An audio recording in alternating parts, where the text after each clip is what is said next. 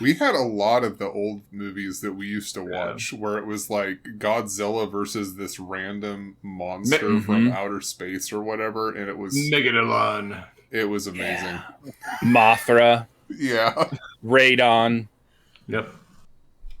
We watched all those growing up repeatedly and thought they were amazing. Yeah, they were so good. Just don't make them like that anymore. Where they just dress up people in costumes and just let them fight on top of a miniature set. Those were the golden years. And if you guys want to tune into next season of Dungeon Brew, that is how we're going to be interacting all of our...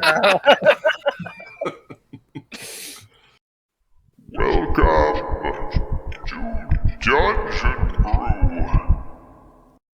Welcome back, everybody, to Dungeon Brew. This is session 8 of the 9th Ascension. We are diving right into it, sweeping back in where we left off. The party has just finished being split. They went through some trials where they were interrogated by members of the 9th as well as the Archon, and now evening has come. We have our 3 �ฑ𝐢𝐤𝐤𝐿 that have gone to the tavern for a much-needed drink after the long day that they've had, while poor 𝐿𝐷 has been sent off to go finish his task of skinning the dragon in order to get the vellum for the 9th Council. So he is off on his own in the Caligula stables, working by candlelight, while everyone else is in the tavern. So we will... I don't know if there's anything special you want to do in there, 𝐿𝐷, in that stable that you want to share with viewers? Well, I mean, yeah, he's just I don't know. I feel like he's kind of at home doing this. Like, this kind of gives him, reminds him of home, being there and when they kill dragons, and so it's kind of a nice reprieve. And he's kind of missing home because it's just crazy here, and yeah, and then he's gonna cut off a little bit of the skin so he can maybe see if he can do something with that later to if he needs it as something, and then work on his masterpiece that he's got to finish up before he leaves. Yeah, how big of a skin chunk are you cutting off there? Probably just like almost like just a strip of the skin kind of down the side, and maybe about 2 feet long or something, just to see what he can make of it, or make a dragon skin sash. All right, sounds good. So you're able to take the dragon skin off of the golden dragon, skin off a piece of it. You don't have any issues with this. There's no rolls that are needed as you're working in there. And then we'll move over to our �ฑ𝐢𝐤𝐤𝐿, who are coming in a little bit late to the 𝐿𝐷 pub, the public house that's ran by Prodan Dworzak. As you guys come in, he will greet you. You take your table, and he'll come up to speak to each of you and say, "I apologize. What we have left is not much after the battle that took place, but I can surely get you some food or drink if needed." So long as it's not fish and gravy. Sadly, we only have a fish and the kale soup. We had to go back and get fish as a result of our deer and bear being sold out. So if you do not want the sea bass, I will have to get you some soup. Just drink, please. Both. Yeah. And a drink. All right. And this typical menu is here before. They have the lagers, stouts, the ciders, the spruce ales, and the dark ales, as well as wines. 𝐿𝐷 will go for... Not 𝐿𝐷. Sorry. 𝐸 will go for a stout. I think fish and kale soup demands a dry white. All right. A dry white. Good. And Mihail, you're with him as well? Yeah, I'll have a dark ale. And the fish? No food. I'm good. Okay, sounds great. So he will hurry off to go get the food and allow you guys to sit around the table to talk about the events that took place. Well, I see we're all here, or at least most of us. I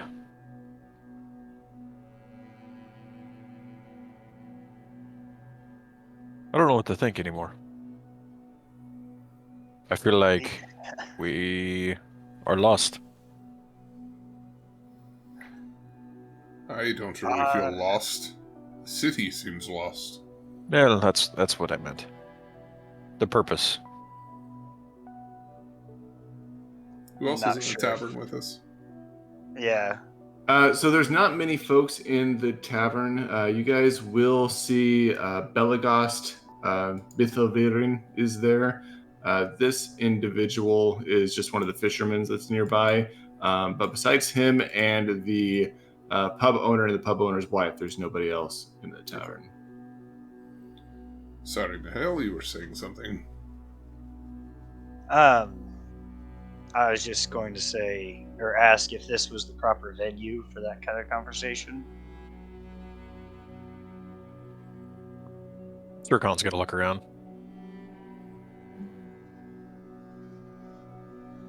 Have I said something? Suppose not.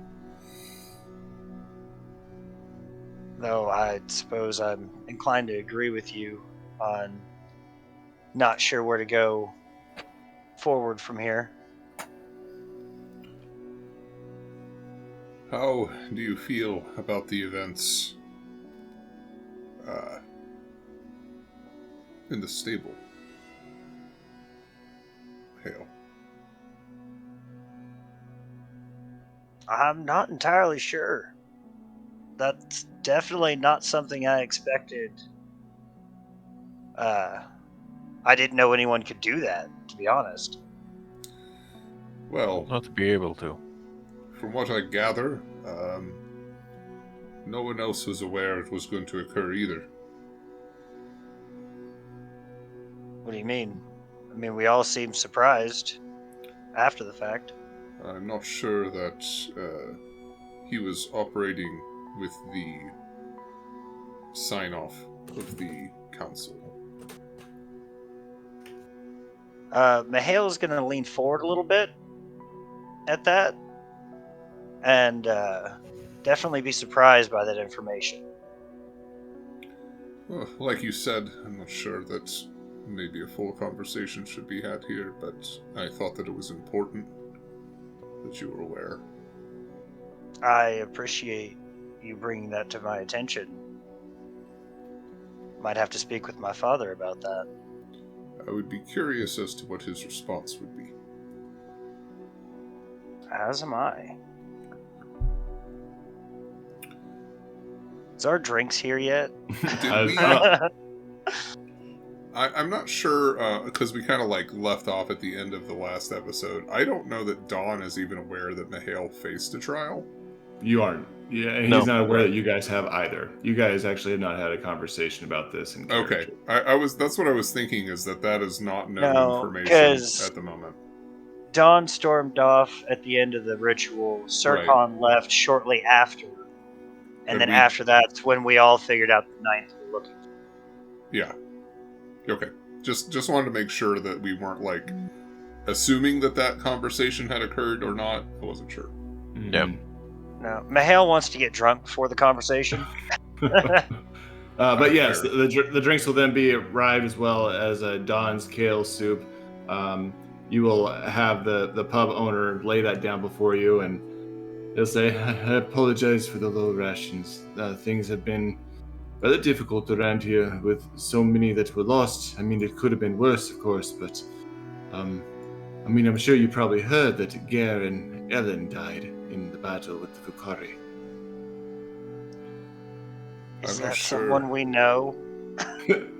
They're the Millers, sir. The Miller family that has been here for some time. They were great. They often came into the pub, and they were regular customers.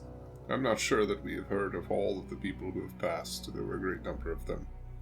Well, it's been rather hard on my wife. I appreciate for the defenses that those took in regards to the armies and the losses, but much of the city is grieving for many reasons. That is true. My apologies. I speak too much, and I'm sure you wish to wash away your sorrows. And he'll again gesture to the drinks before you and says, "If you need anything, I will be across the way." And he'll head back to the bar. How much do the drinks normally cost? The drinks for the stout was 1 silver piece. For the wine was 2 silver pieces. The dark ale was just 2 copper. I'm gonna give him a gold piece as he leaves, so he can restock his pantry. The people need it. You honor me, 𝐸𝐸. Thank you. It's an important place to the community. I'll do the same and then ask him to just keep our drinks full. Okay. He will nod very quickly. Absolutely. They will not run dry as long as there's alcohol in my kitchen. Is that the challenge? Well, you close in a few hours, but if you can... I gave him a gold. He should have plenty of alcohol. If you can drink it before you pass out, then by all means.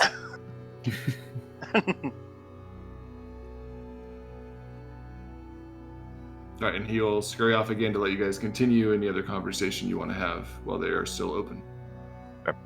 Alright.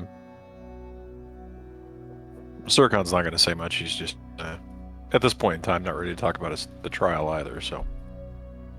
Gonna drink. Have his beer.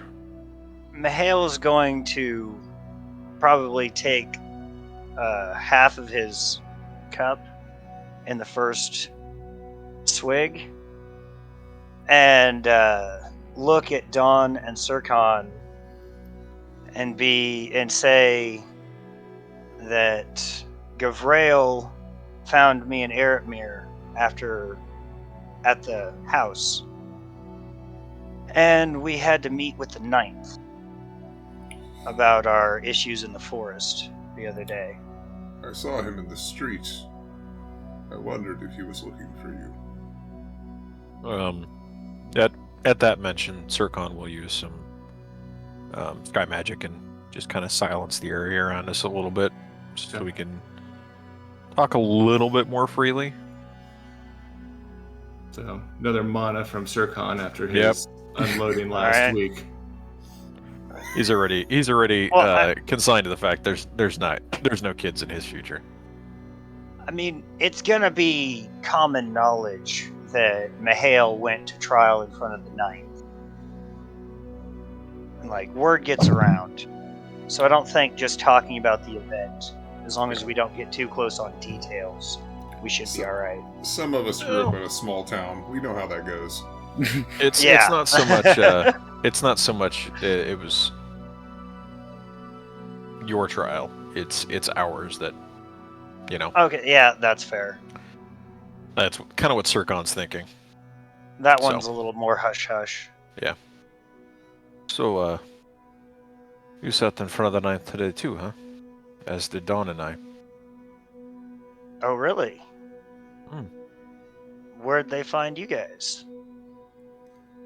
I was going to speak with my mother, and they were waiting there. Not really after me, after 𝐸𝐸 mostly. Yes, they were looking for me. Wanted to ask about the break-in at the temple. If I knew anything about it. Of course, none of them were anywhere near defending anything but themselves, but they were curious no less.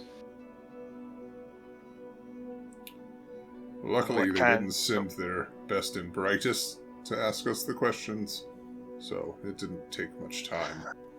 Do they have one? I just assume. Huh. I mean, they had to have come to power somehow. Connections often serve more than skill or acuity. So, Dawn and I fared fairly well, I think. What was your discussion about? Well, it pretty much proceeded with Karina stepping on the Archon and getting proceedingly angry as I answered her questions. Arena? Yeah, she was arbiting. She was the one asking the questions. What were the nature of the questions? What were you on trial for, exactly? They wanted confirmation on the events surrounding Gabriella's death, and us finding the soldiers that she had led to their deaths. I trust you gave them a full explanation, full of detail, very satisfactory. The Archon seemed very intrigued by my testimony. He stopped Karina's questioning to ask a few of his own at several junctions in the trial. As I would expect you would, but it sounds as though was not what you expected, given how things progressed. Karina was repeatedly taking control over the Archon. Not entirely sure who was in charge. That is strange. It's a ball of fire, that one. I saw your disappointment when she was not in the chambers with us. It's a ball of fire. Should have hung out at the house. You would have ended up at the 9th temple along with us. Yes, well, I felt it was time to leave after the events of the morning. I can't say that I blame you. I am curious. I understand the Archons, and I'm going to kind of look around before I say this.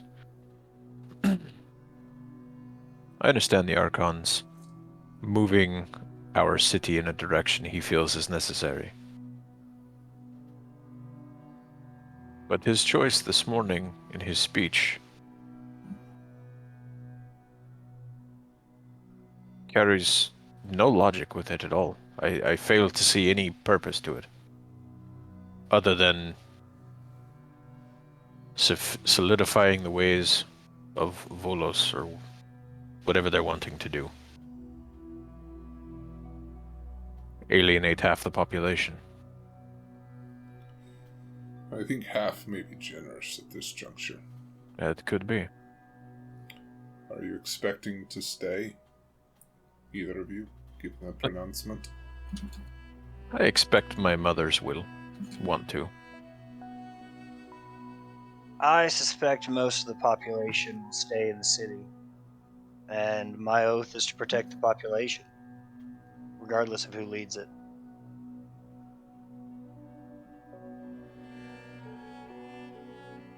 I'm torn. I really am. I feel our history and religion, if we call it that anymore, I feel that's more important than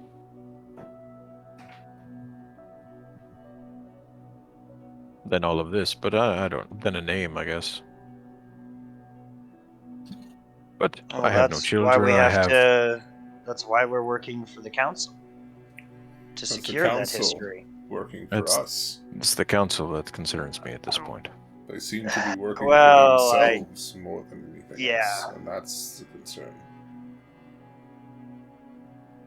It seems the council isn't as all on the same page as we had thought. I'm not sure there's a page at all. Well, not yet. That's what 𝐿𝐼𝐸's do. Fair. Fair. So as you guys are talking, you will have, of course, the pub owner come in and fill in your drinks a couple more times as the conversation continues into the evening. Eventually, he'll be coming out and saying, we're going to have to close up soon. I would keep the doors open for you and your drinks filled, but we will have to get up early again with the dawn. Will you fill 4 casks, 5 casks Jesus. of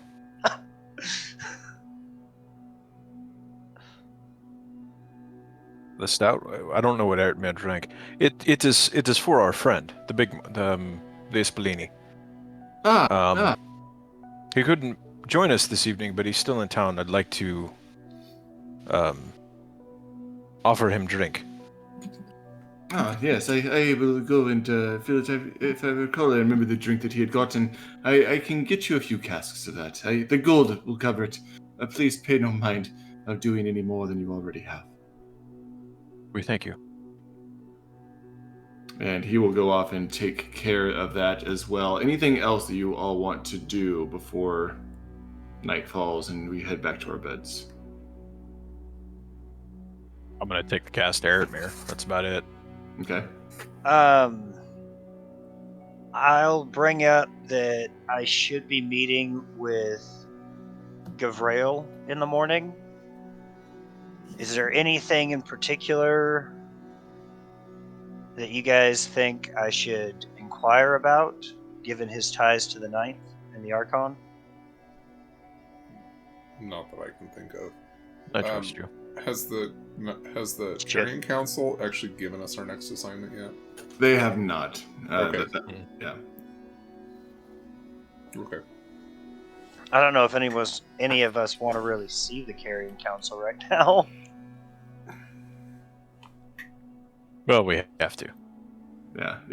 So if the Stuhians are completed, it'll actually be Ardmir when he has completed his task in the stables and he is stumbling back to the Temple of Marhina afterwards, carrying the scraps of skin hidden away in whatever manner you're hiding that Ardmir, as well as your own scrap that you've kept for yourself, that you will come upon Dragoslav Sirhan, who will be waiting in the temple, still awake when you arrive back.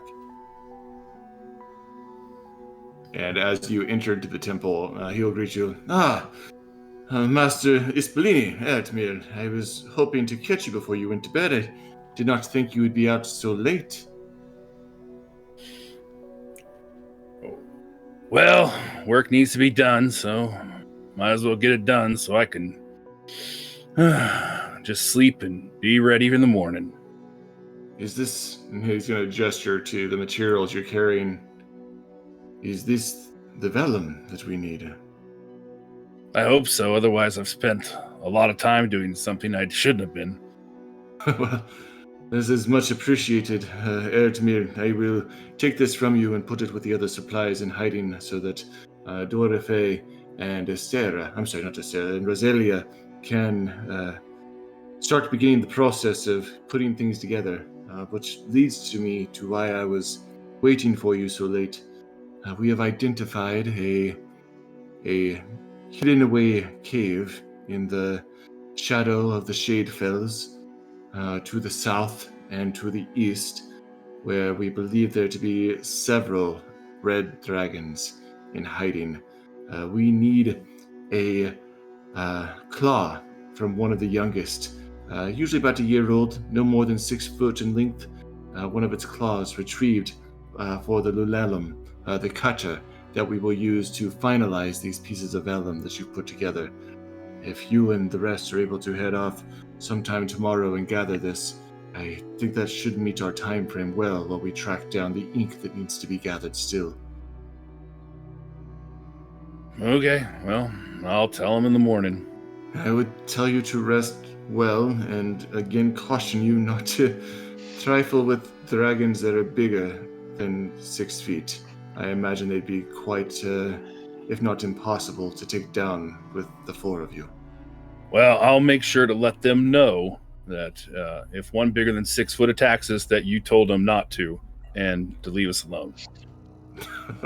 I did not realize the Ispalini were the humorous sort.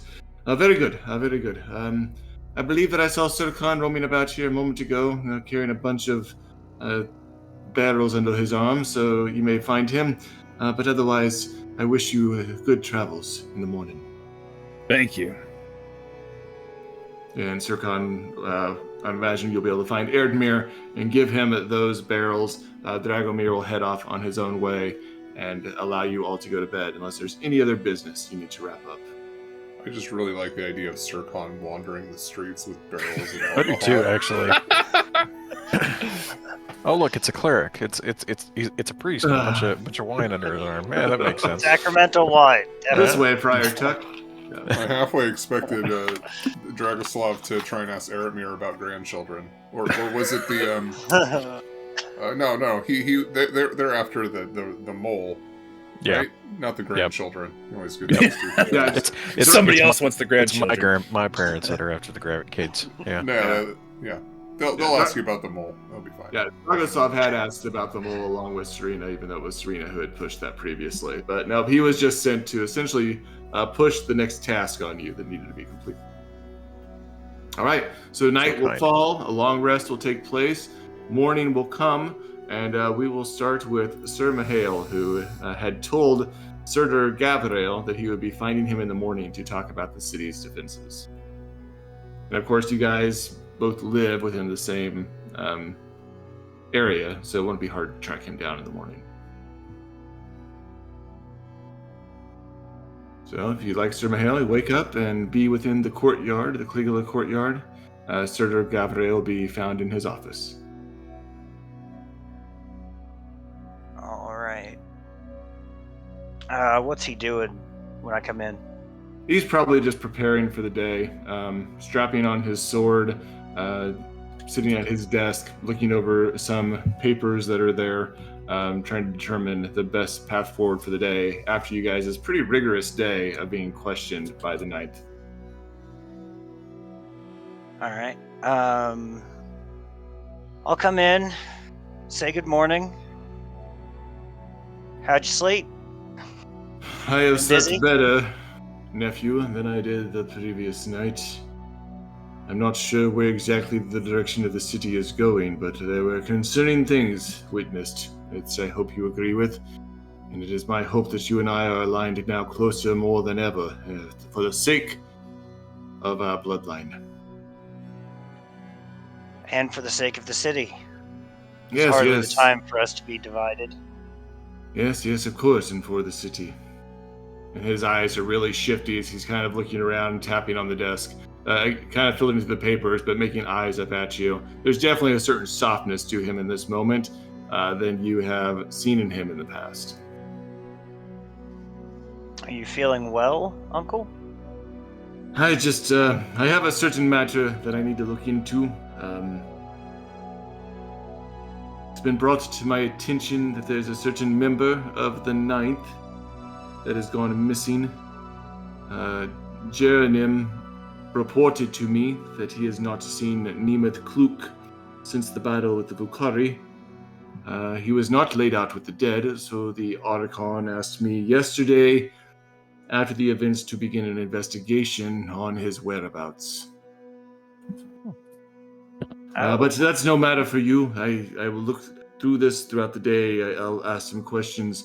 What is it that you needed to speak about with me this morning? I wanted to know if you had any plans for the defense of the city going forward. Oh, rather weak we are. Yes. We mentioned needing to talk about this, did we not?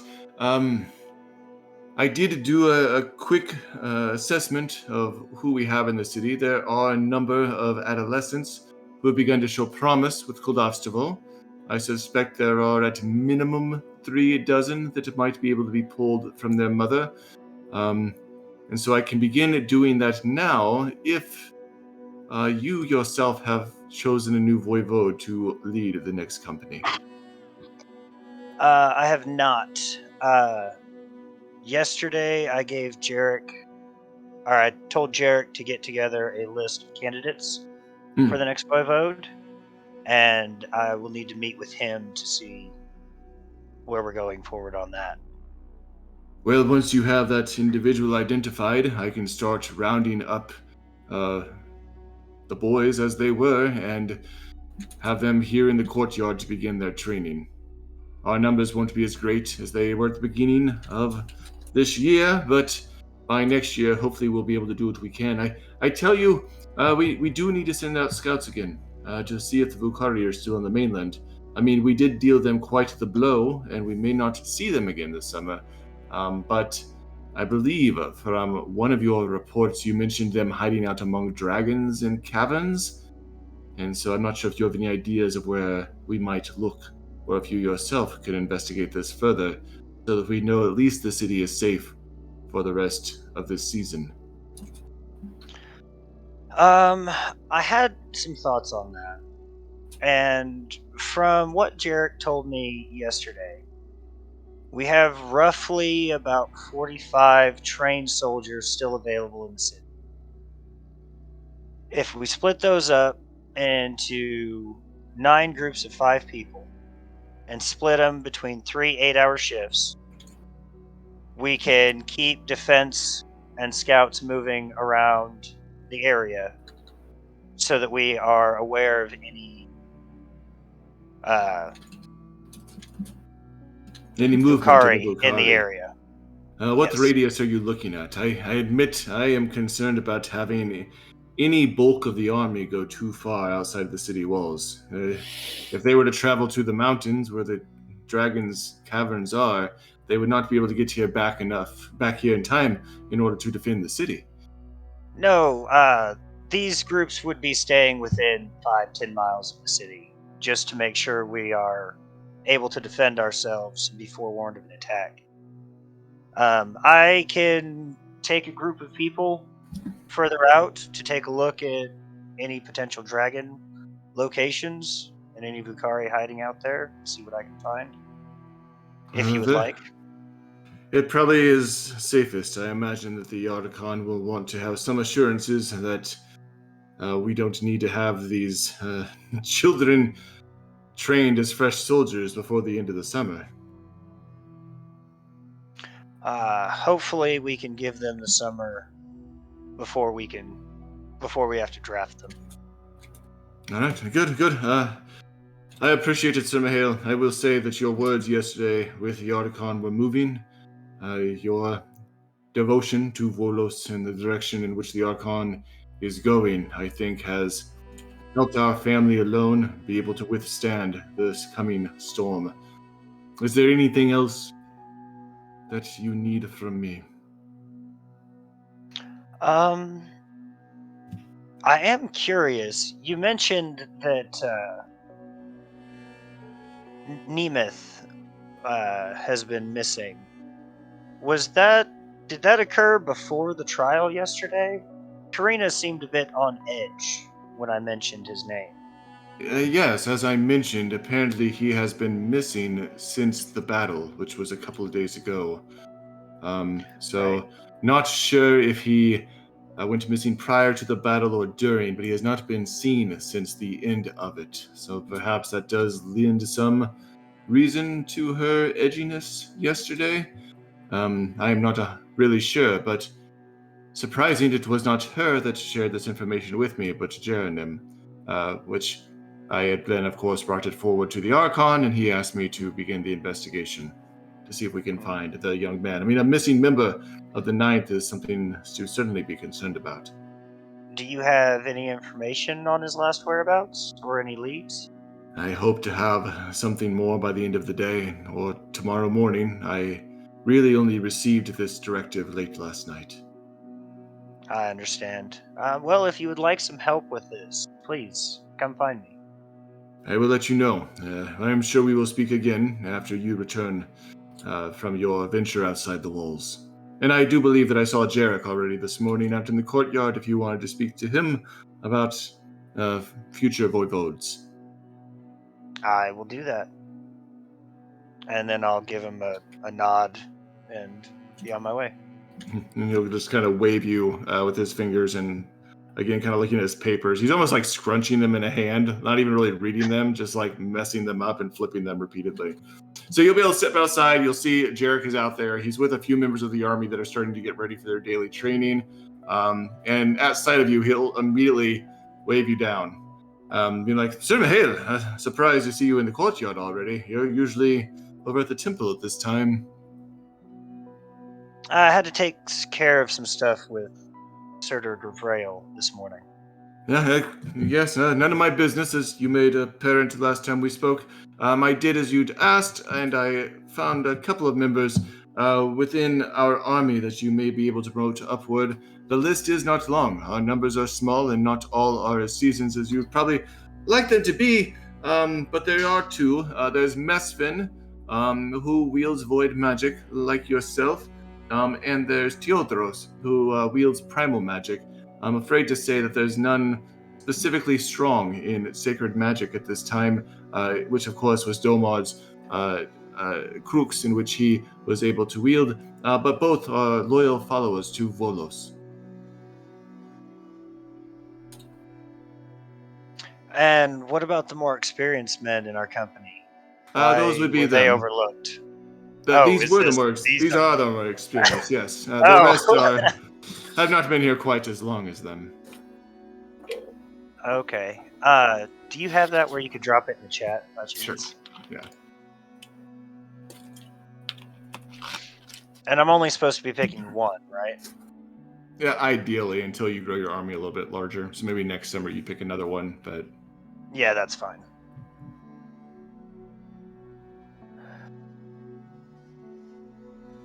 And you can give some time, of course, to think about it, Sir Mihail. There's no real rush until we have a few more men here in our courtyard.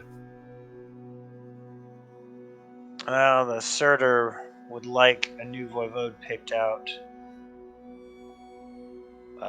Well, if you choose before one... we start recruiting more people. If you choose one, I can inform him of your decision, as to not bother him again if he is deep in his work.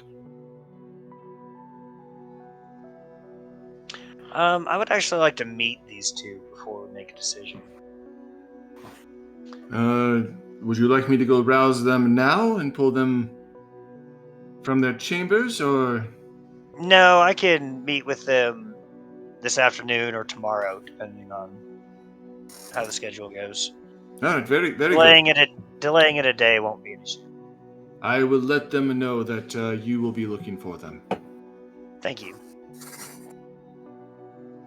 I need to make sure I write that down somewhere. Any other orders for me, sir, before I begin daily training with the companies?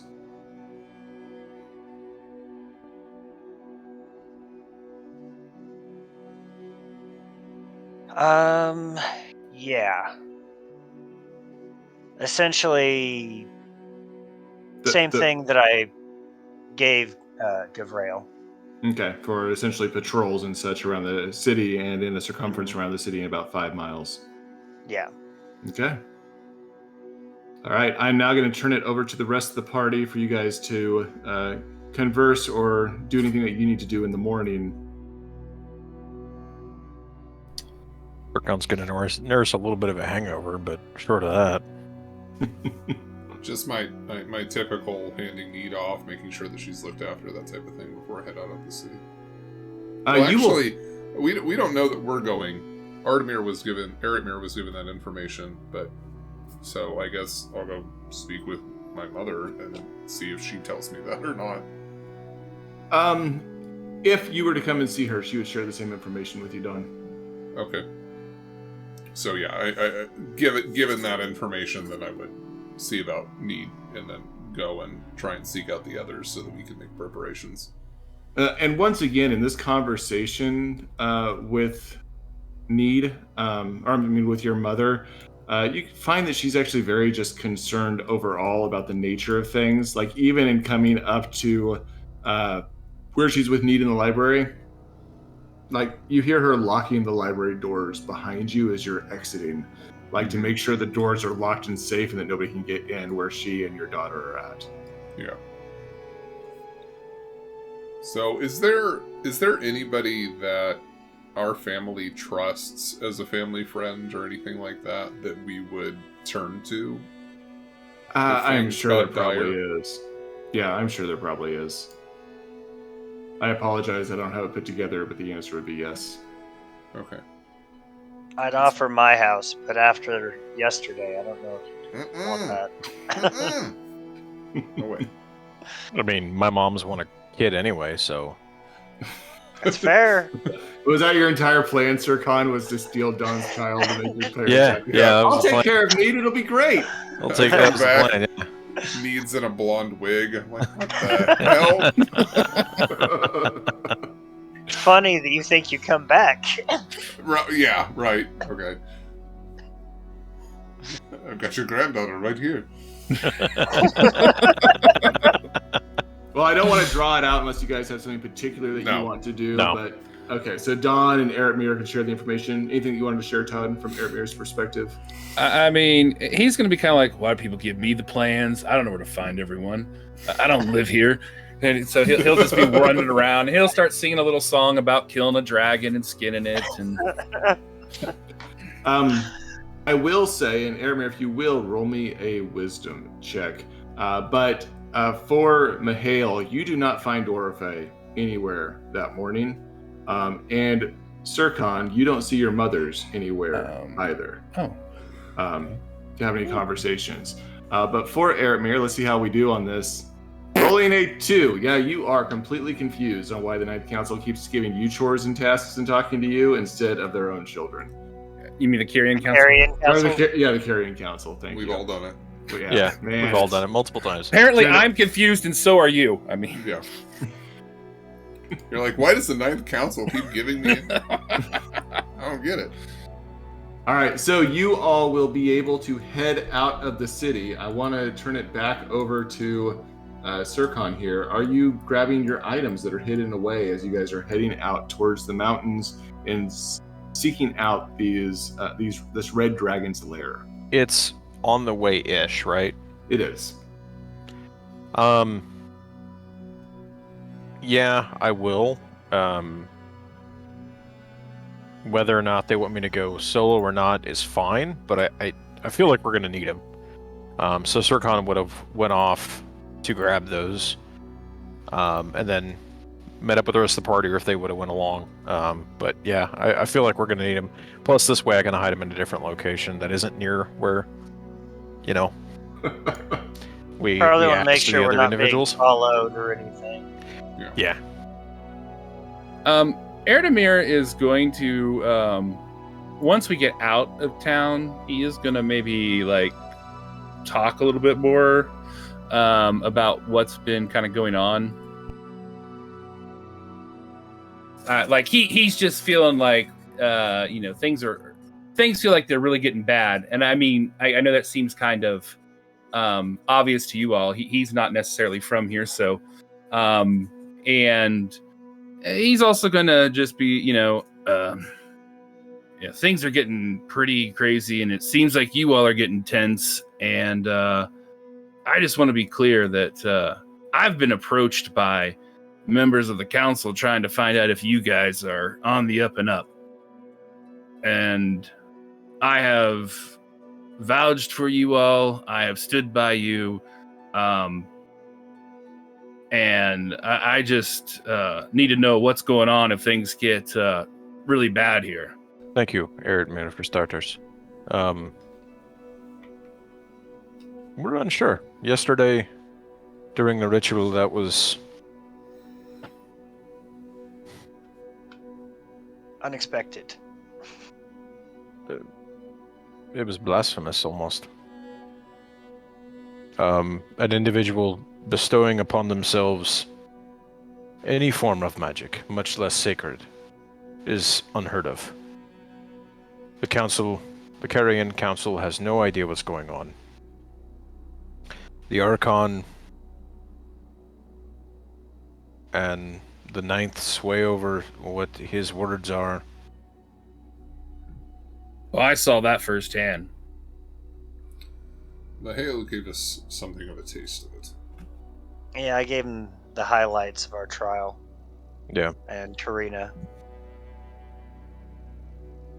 Well, if you are being exiled, I'm sure that my people would, as we've been allies with you, would welcome any of you in our lands. Thank you. That's good to hear. But I will say that I have my own doubts about the integrity of the Carrion Council.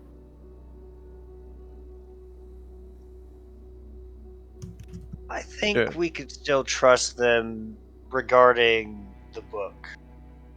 Outside of that, though, it kind of seems to be falling apart as the pressure builds.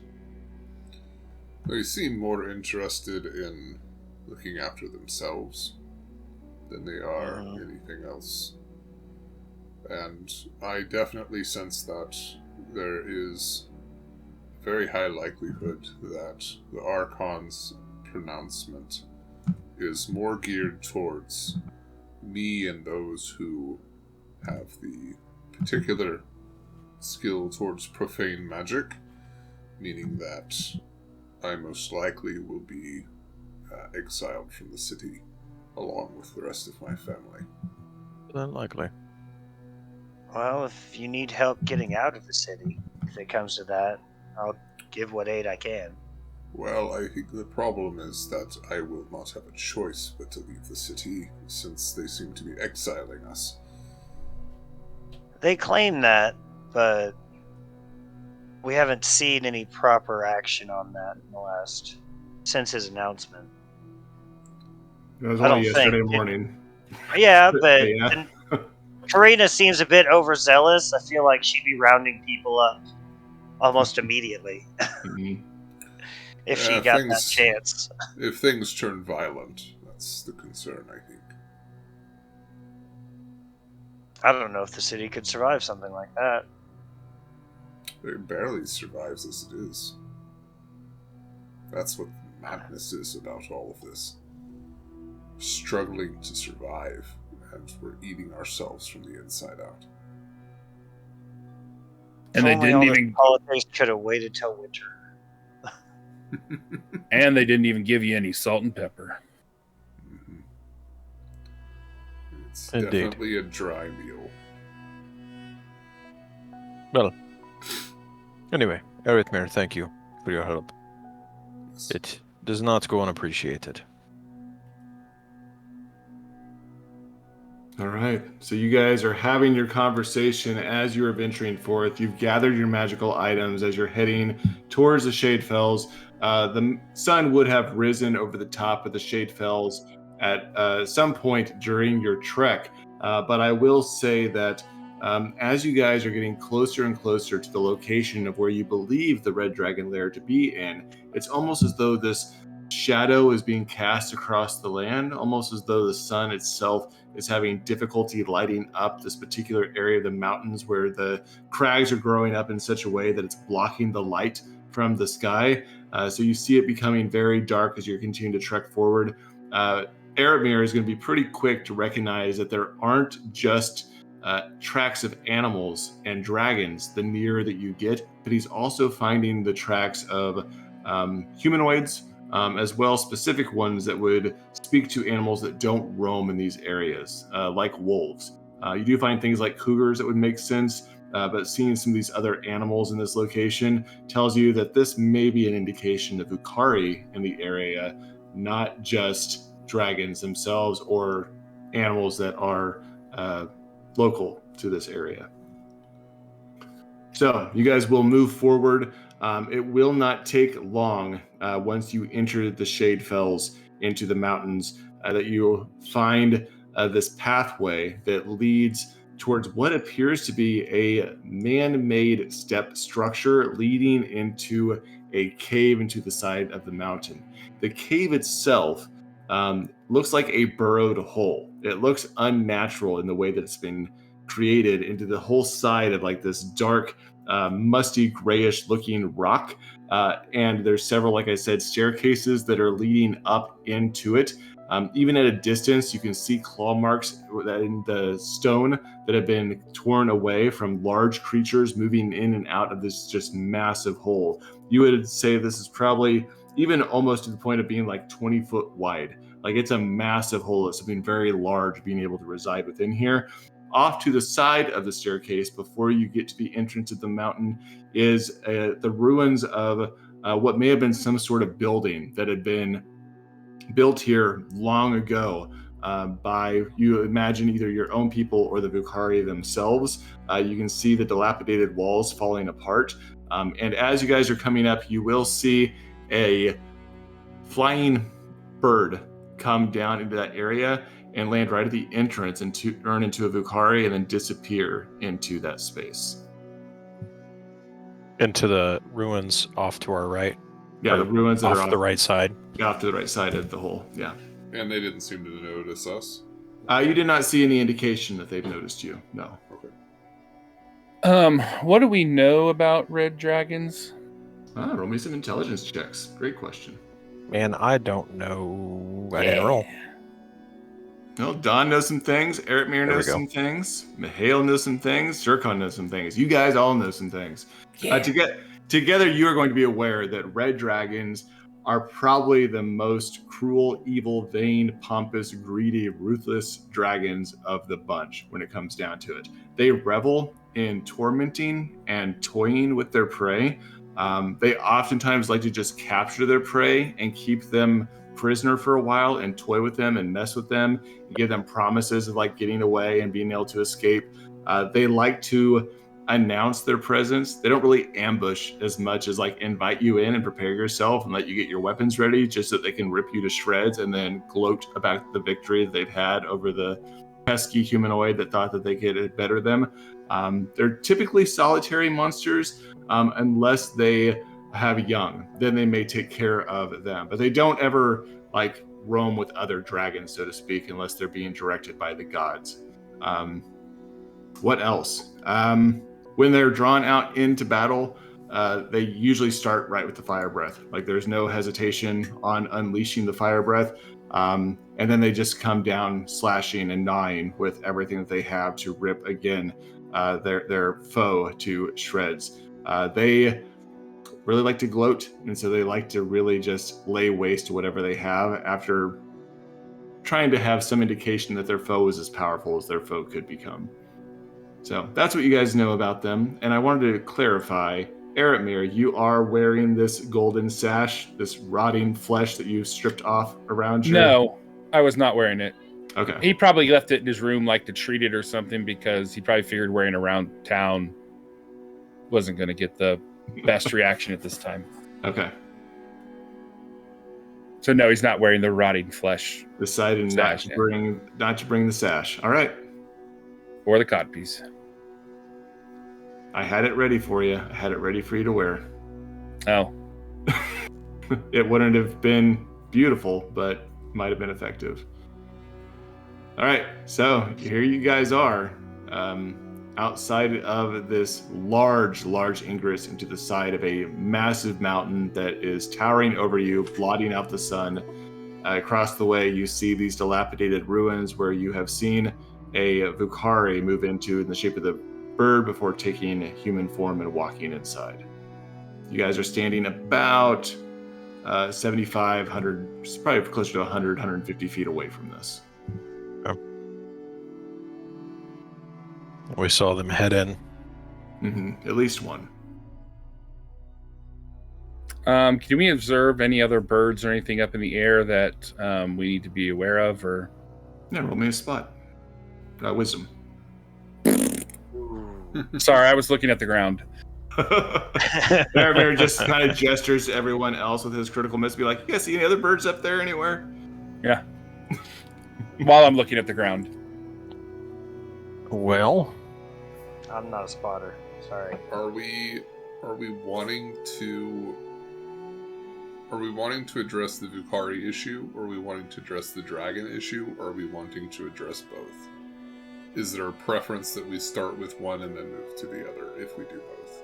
Well, I figure we probably, if we're going to address the 𝐤𝐤, we probably need to do them first, because if we end up pissing off a really large red dragon and we have to run, then... Yeah, but attacking the 𝐤𝐤 might end up drawing the dragon out. And if that thing attacks us before we get the claw, I guess we could run away and possibly come back. They won't see it coming in an hour. no. Or one of us hides while the other three run off and have it following him, then you go get the claw. We see right now, no sign of dragon, right? You do not see any sign of dragon. The prints are pretty unmistakable. Can we tell? Are there more or less 𝐤𝐤 going into the cave or the ruins? You're pretty far away from the cave itself to see if there's footprints going into it, but you can tell from where you're at that there's more than one set of footprints of both dragon and 𝐤𝐤. There's a clear indication that there's more of all of these things lingering about, or at least have been here within the last few hours. Would I be able to use 𝐥𝐤𝐤𝐞 to scout out the ruins in the cave? That is a possibility. There you go. Good call. Now you're I'm thinking. glad that you're the only person who ever actually uses 𝐥𝐤𝐤𝐞. Now you're thinking like a Suhian. So yeah, we'll back off a little ways, and then I'll do that. What kind of numbers are we looking at and whatnot? Okay, so entering 𝐥𝐤𝐤𝐞, you will first, I assume, be able to move through the space where you saw the 𝐸𝐵𝐼 land at in the ruins off to the side. Within that space, you are going to see that there are three 𝐸𝐵𝐼 that are in that space, and along with them is what appears to be a very scrawny, childlike creature with a scraggly beard that's coming off of his chin. He is not a 𝐸𝐵𝐼. He's speaking in a very broken language as they're poking at him and interrogating him, and he is tied up. Do I know what it is? You have actually never seen this type of creature before. The Stuhians have not seen these types of creatures before. And he's definitely at their mercy. He does appear to be very much at their mercy. Okay. He seems ferocious, he seems angry, but he is indisposed. But he is communicating in some fashion. In a common tongue, or at least a broken part of the Okay. common tongue. Yes. All right. And are there any other 𝐸𝐵𝐼 in the ruins? You do not see any that are standing outside of the ruins where you guys are at, just the three. There doesn't appear to be any other that are in the area, birds flying, anything along those lines. Okay. If you are then going to move into the lair itself, you will see that it is a winding tunnel with lots of different directions in and out. It is also very dark. When you're in 𝐥𝐤𝐤𝐞, you have this kind of bluish veil that you're looking through, so you can see the movement, and you can kind of give a quick estimate and count of what's going on, but it's harder to see in here just because of how dark it is within the cavern itself. You are going to notice that there are particular areas where there's a break in the dirt, and there's almost like this lava that is glowing orange in several areas throughout the area that is giving you some illuminance, just not as well as you would like it to be. How much time are you wanting to spend in there? This is a rather large area that is just like twisting and curving, twisting and turning with lots of different just almost like tunnel worm stuff all the way throughout. Well, I believe I can move pretty quick doing this, so probably say 10 minutes Okay. of recon. Roll me a percentage. Let's see what you find. 18. All right. So with an 18, you are going to find that there are. Let me pull this up. You are going to find that there are at least half a dozen 𝐸𝐵𝐼 that are moving around inside of those tunnels, and you are going to come across at least 2 dragons that you see that are about 6 foot in length. About 6 foot? Or less than 6 foot. 6 foot or less. Okay. Yeah. And are they close to the entrance, or are they like a trek in there? One of them is quite a trek in there. You had to travel in probably almost about 200 feet to find it. The other one was broken off to the way even further back before you decided to come back and turn back around towards the entrance. Okay. So the closer one is 200 feet from the entrance? Mm-hmm. All right. And Was that the big one? I'm not there, never mind. Have I seen any sign of the bigger dragon? You have not. You do not see any sign of the larger dragon here. Okay. You assume that it's further back in the tunnels beyond the opening area. All right. I will attempt to mentally map out the path to this dragon as I'm leaving and return to the group. All right. And I will share my information with them.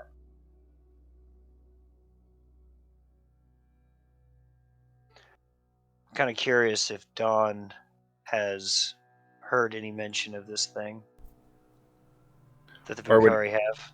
Would Eredmir know any of it, since he's met more species in the Stuhians? I guess, yeah, Eretmir.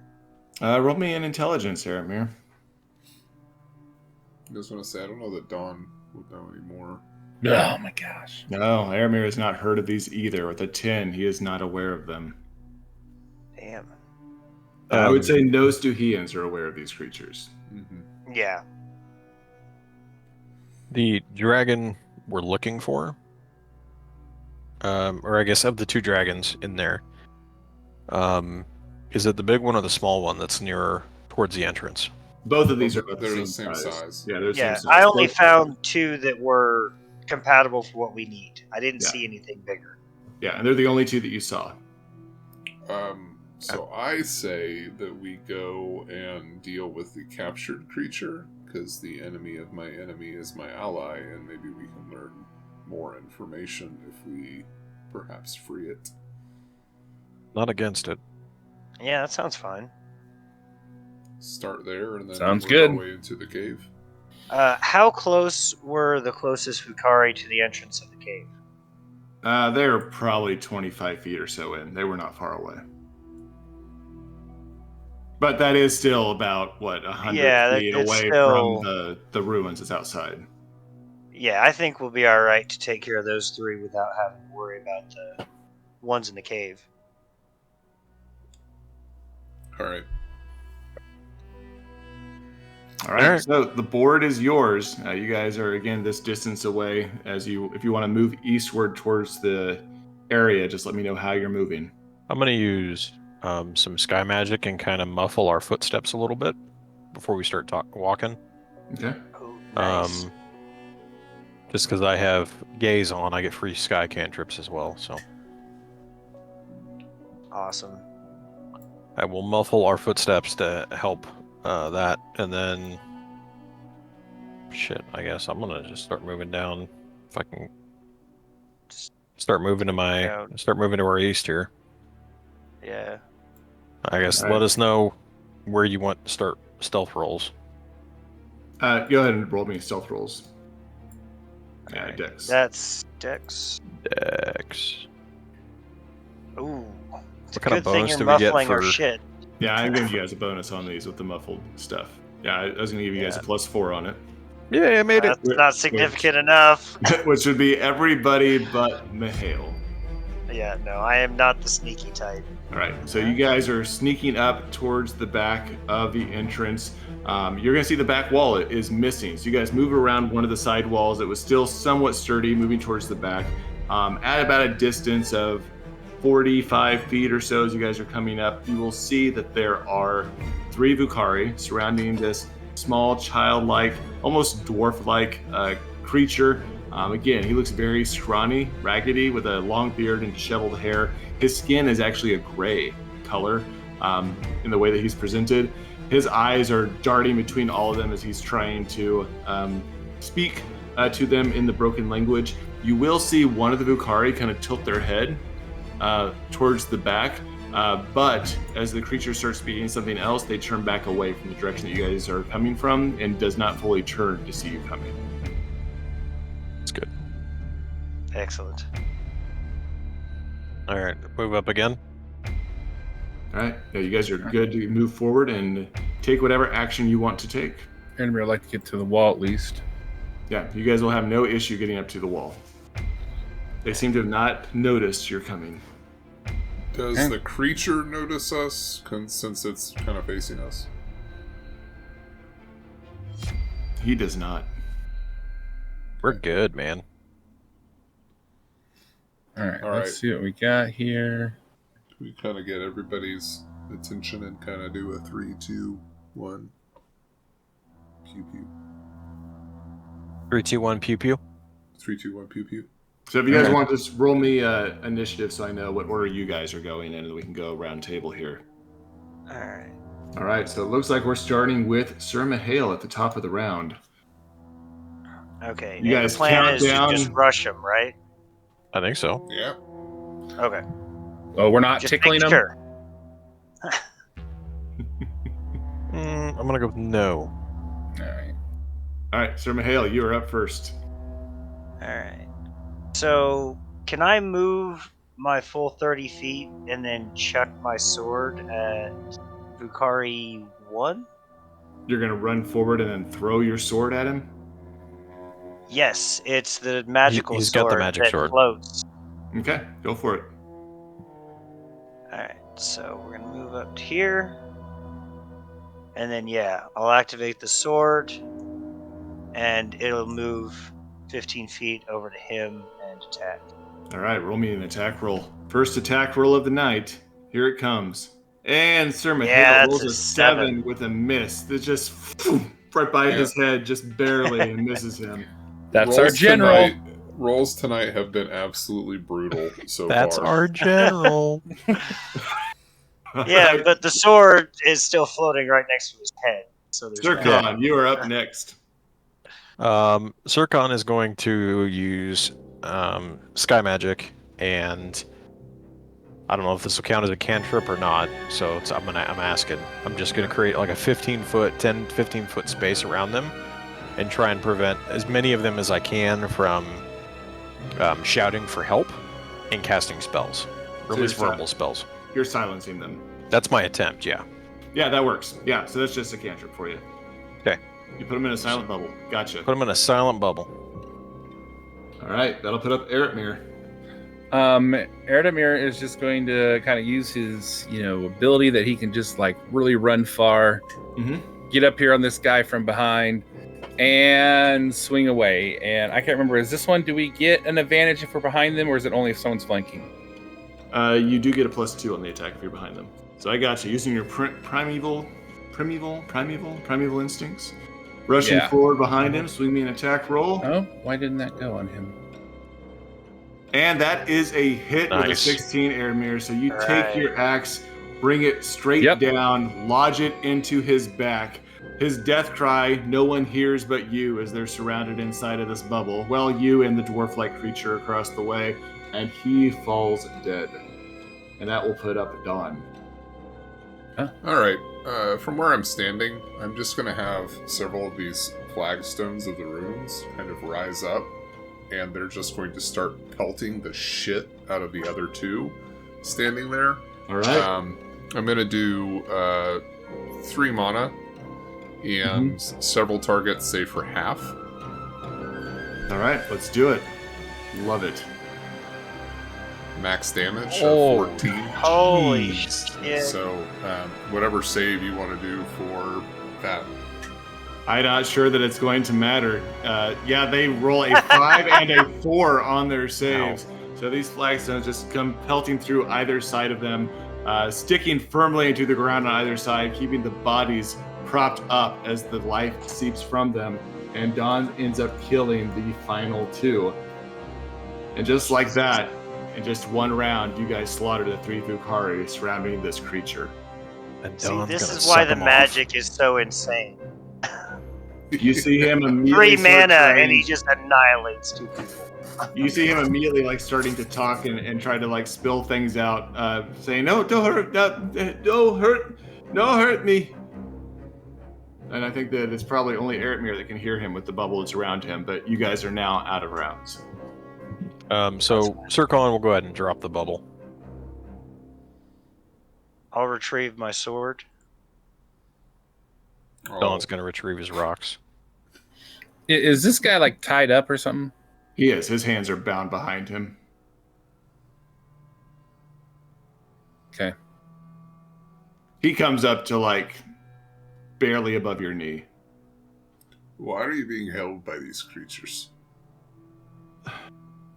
Miss 𝐸𝐤𝐤𝐞 of 𝐻𝐸𝐤𝐤 from Gora. Why are you here? Will you free me? I'll pull a knife and cut his restraints off. Miss 𝐸𝐤𝐤𝐞 of 𝐻𝐸𝐤𝐤 from Gora. Hell. If you... Did you say you cut off his restraints, Mihail? Yeah. Okay, well, never mind then. his eyes are rather large as he looks at 𝐿𝐼𝐼, who is just towering above him. And then he'll shift his eyes to the rest of you. Why free me? Answer our questions. You'll be free to go. Question. What question? We have no love for the creatures that captured you. Why did they capture you?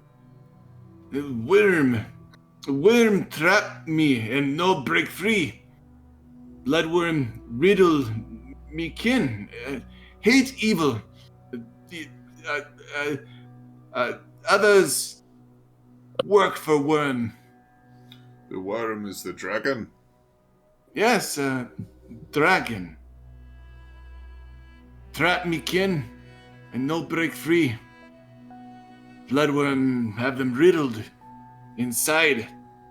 𝐥𝐤𝐤𝐞 will free them. Any of you know what he means by riddling them? I assume they're dead. He's saying essentially that he's toying with them. The dragon is toying with them and playing with them. Dead or dying. Yeah, dead or dying. How many worms are in there? Me see 3. And big worm, but big worm sleep. And he's going to reach down. That way. He's going to reach down and touch the rock beneath his feet. You go, big worm, still sleep. How big? And he's going to look at 𝐿𝐼𝐼 and look at 𝐿𝐼𝐼 and point. And then he's going to essentially take that space and move it 4-5 times bigger. That's a big worm. And again, he'll touch the ground and go, still sleep. Big worm, still sleep. Good. Why do you say it's still asleep? And 𝐥𝐤𝐤𝐞 will sit down on his knees and put his head to the rock. 𝐥𝐤𝐤𝐞 can feel. Rock says he still sleep.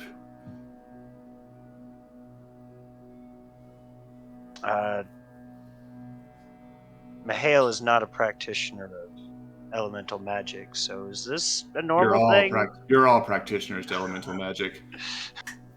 But this is not a magic thing. This is just a stone sense thing for them. Yeah. You guys wouldn't be aware of this, of what he's doing, just because your knowledge of his kind, the 𝐾𝐨𝐲, is you're not aware of them themselves. But the 𝐾𝐨𝐲 themselves are essentially these ancient creatures that live deep in the mountains that can speak to the stone. Right. And we've never seen this thing before. No, they've never come out of the Shadefells at this time in history. Okay. I didn't know if with hearing the 𝐾𝐨𝐲, if that would mean anything to 𝐿𝐼𝐼 by hearing their name. 𝐿𝐼𝐼 would know their name. Okay. Yeah, because the giants of Tundra S'more, the Ispalini, actually burrow into the rock, and they've come into contact with them, but they're very skittish. So any interaction you've been has not been communicative. You guys don't talk to each other. They just skittish off and go back to their cities that are hidden away. So you're going to free your people. What's your plan? Stone will help me. If we come across any of your kin, and we can free them, we will. 𝐥𝐤𝐤𝐞, go with. I think we can use him as a guide. Wait, well, what can your stone do? And he will touch the stone again, and you guys will see that the ruins will shake a little bit, and the stone behind 𝐿𝐼𝐼 on the back wall will fall off to the ground. Good. Can you aim it? I just want to make sure you don't touching a rock far down the hall falls and doesn't hurt anyone. You're not going to bring the cave down around us, are you? We don't have to be in it. Hates evil, depends on worm. Give us a warning first, eh? Yeah. He'll give you whatever the symbol is for thumbs up in his language. I don't know. Maybe he should lead the attack. Maybe you should lead the attack, bring the cave down on several of our opponents, and then we clean up the rest. So we don't want to wake up the big worm, though. Preferably not. Well, I mean, Let's keep it that way. All right. Any other questions for 𝐥𝐤𝐤𝐞?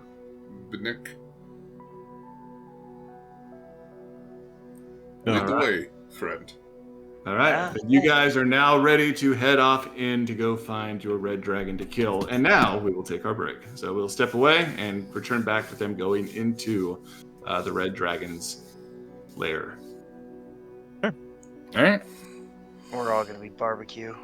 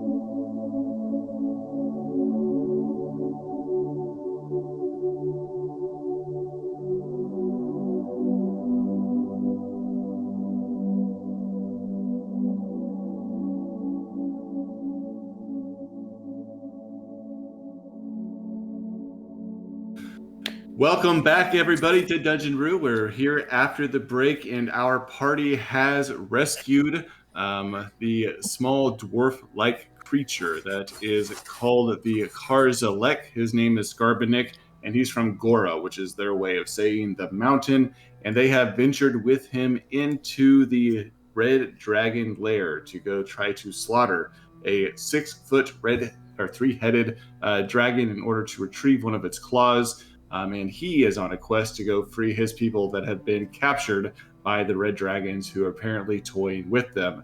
The party is making their way in from the outside the lair into the ingress, where it's just this giant circular hole, almost 20 feet wide, like a burrowed hole into the side of the mountain that is weaving its way in and out. It's very dark inside of the lair that they're crawling into. And as you guys head in, we know from the hail, from him venturing through Clucas, that there are a couple of 𝐸𝐸ari just not too far ahead around the corner. And we will start it with you guys coming into the lair. 𝐸𝐤𝐤𝐿 will continue to use Sky Magic to attempt to muffle our steps. Okay. So roll me a couple of sneak checks as you guys are moving up. Okay. So you guys start to head forward a little bit. You guys don't get too far before 𝐥𝐤𝐤𝐿 points at Eretmir at his head and picks up just a little shuffle of dirt from the hole and throws it at Eretmir. Says, "No hat. No hat. beneath the Gora. Urkon's just kind of look at Alex and then look at the little guy.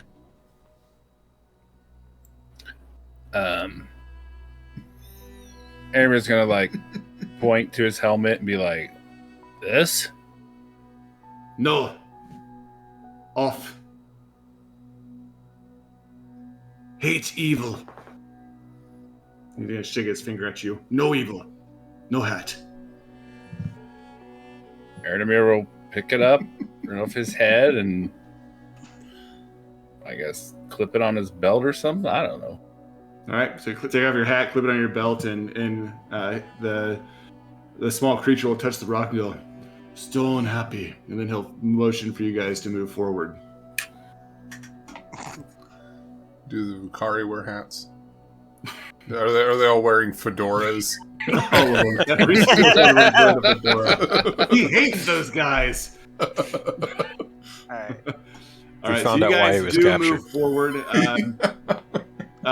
21 and 22s, like you guys are moving forward fairly well, not too concerned about making noise. A couple of you kind of stumble and stop and skid as you turn around and see kind of this display put on by Carbonek, but there doesn't seem to be any like hurried movement ahead of you. So it doesn't seem as though anyone has become aware of you approaching through the Ingress. So as you're approaching there, Don, you're going to come up to the corner and see a couple of Vukari standing there. They're kind of moving around, almost like they're patrolling, but they're really just kind of talking more than anything. They haven't paid any attention to you guys coming up through the cave mouth. All right. So Dawn is going to turn back to Scarbonek and say, "Would you like to drop some stones on their heads?" And he will respond with a wide grin. And he will move forward so you can have a better look at what's going on. And he will just, again, touch the side of the rock, and you guys will see two large pieces of earth just fall directly out of the top of the ceiling and land on each one of the Vukari's heads.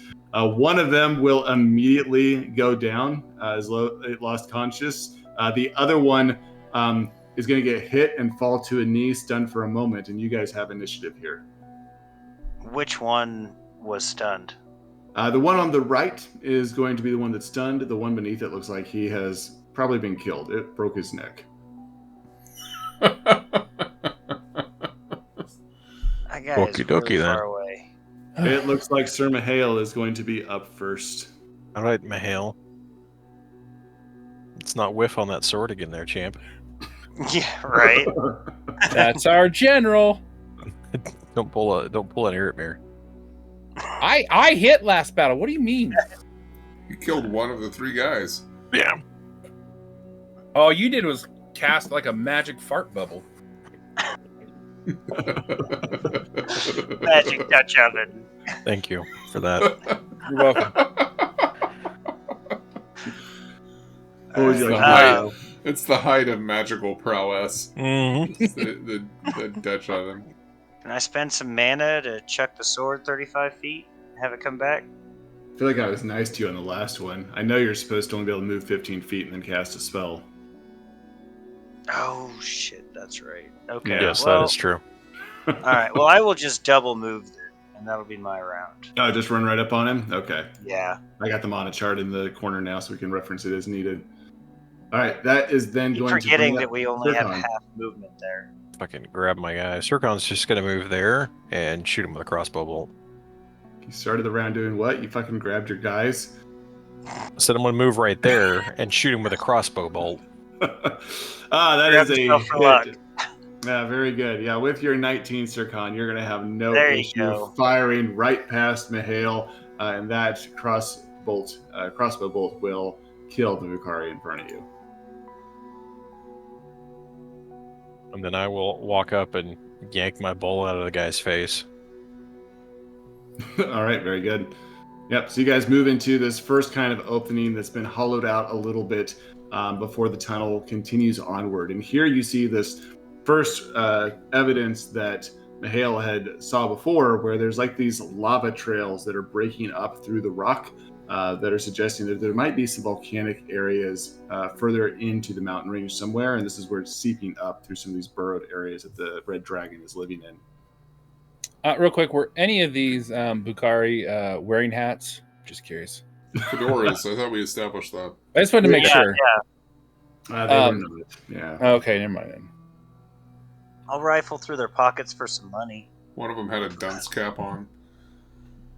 Aramir just wanted to stomp on the hat and call it evil. I think the rocks did that plenty. Making some friends right off. You do not find any money on them as you're rifling through their pockets, but you will find several herb patches. Ooh. Oh, nice. I'll hand them to Eretmir for your services to the city. Never gets old. The funny thing is I think the herb patches are better than the bandages, so it's actually pretty good. So we got 3 herb patches. All right, I'll just leave them the party sheet. I gotta show our appreciation to the honored guest. Yeah. I'm gonna ask the little guy. Where's the small worm? He's gonna move over to the stone and spend some time with his hands on it, like he's listening to it. And he will point like directly through the wall and go, "Kin, that way. Worm with them." The small worm.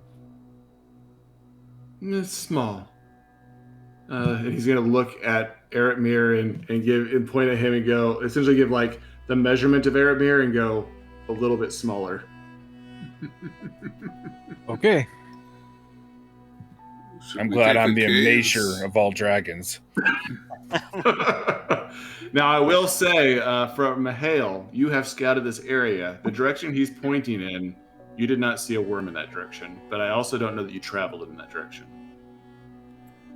You know that there's 2 worms further up north somewhere. Okay.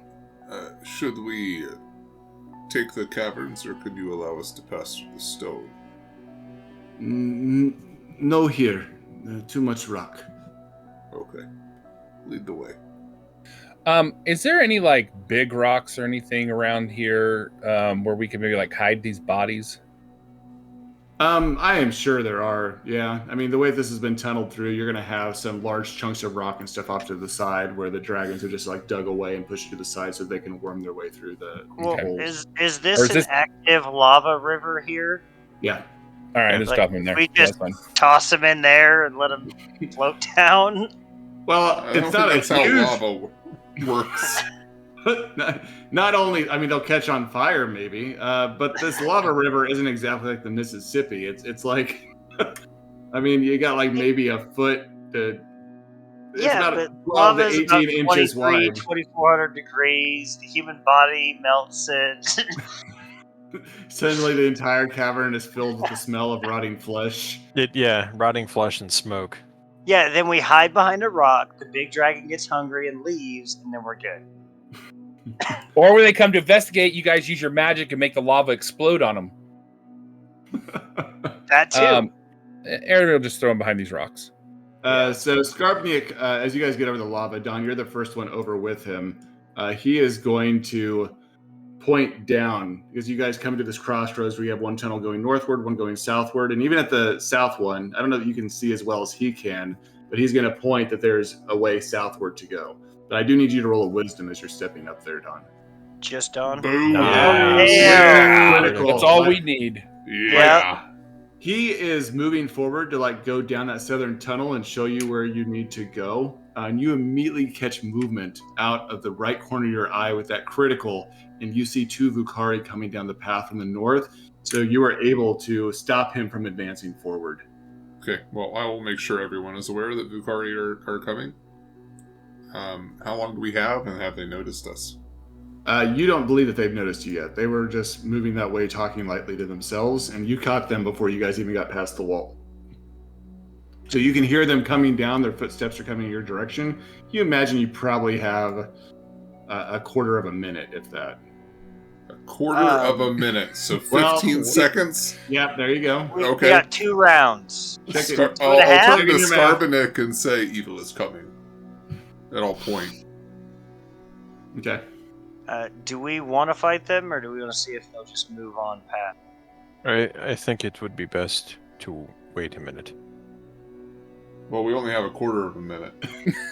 Yeah, like I can cast an illusion to make this little area of hallway look empty. If we hug the walls. Yeah, you have magic. Oh yeah, let's do that then. Yeah, I like that. Just cause. That's awesome. Alright, I could do silent image with 4 10-foot cubes. So if we hug the walls here, we should be able to just I'll look like an motion empty hallway. Scarbanek to go stand against the wall, and I'll kind of mimic what it is that I'm wanting him to do. And then I'll put my hand over my mouth and just shush.